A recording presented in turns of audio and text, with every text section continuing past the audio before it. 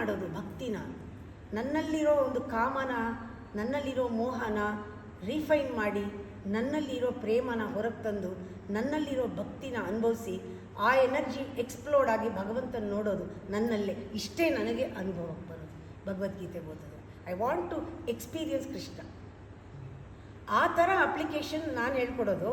ಅದರಿಂದ ನಾವು ಹೆಸರುಗಳನ್ನ ಸ್ವಲ್ಪ ಬದಲಾಯಿಸಿದ್ರೆ ಇವಾಗ ಸೂಟ್ ಆಗುತ್ತೆ ಅಂತ ನನಗನ್ಸೋದು. ರಿಸರ್ಚುದೇ ಲಾಜಿಕ್ ಆಯಿತು, ಬುದ್ಧಿವಂತರಿಗಾಯಿತು, ಇಂಟೆಲೆಕ್ಚುಯಲ್ಸ್ಗಾಯಿತು, ಒಂದು PhD ಸರ್ಟಿಫಿಕೇಟ್ ಬೇಕಾದವ್ರಿಗಾಯಿತು. ಲೈಫ್ ಏನಾಯಿತು? Life is demanding life.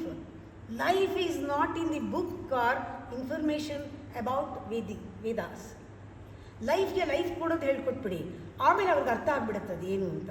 So wherever they go, ಅವ್ರ ಮಂತ್ರ ಹೇಳಿದ್ರೆ ಎಲ್ಲ ಕಡೆನೂ ಮೆಡಿಟೇಷನ್ ಅಂತ ಆಗ್ಬಿಡ್ಬೇಕು ಜನಗಳಿಗೆಲ್ಲ. ಮಂತ್ರ ಹೇಳಿದ್ರೇ ಆ ವೈಬ್ರೇಷನ್ಗೆ they go deep into ಸಮಾಧಿ.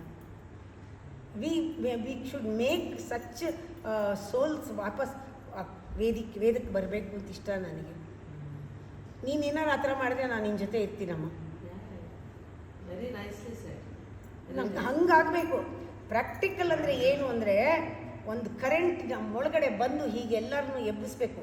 ಎಬ್ಬಿಸಿ ವಾಟ್ ಈಸ್ ಅವರ್ ಋಷಿ ಪರಂಪರಾ ಅಂತ ಜಾಗ್ರತೆ ಬರಬೇಕು ಜನಕ್ಕೆ ಅಂತ.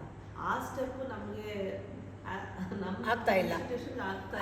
ಅದು ಮಾಡಬೇಕು ನಾನು ಹೇಳ್ತಾ ಇದ್ದೀನಿ.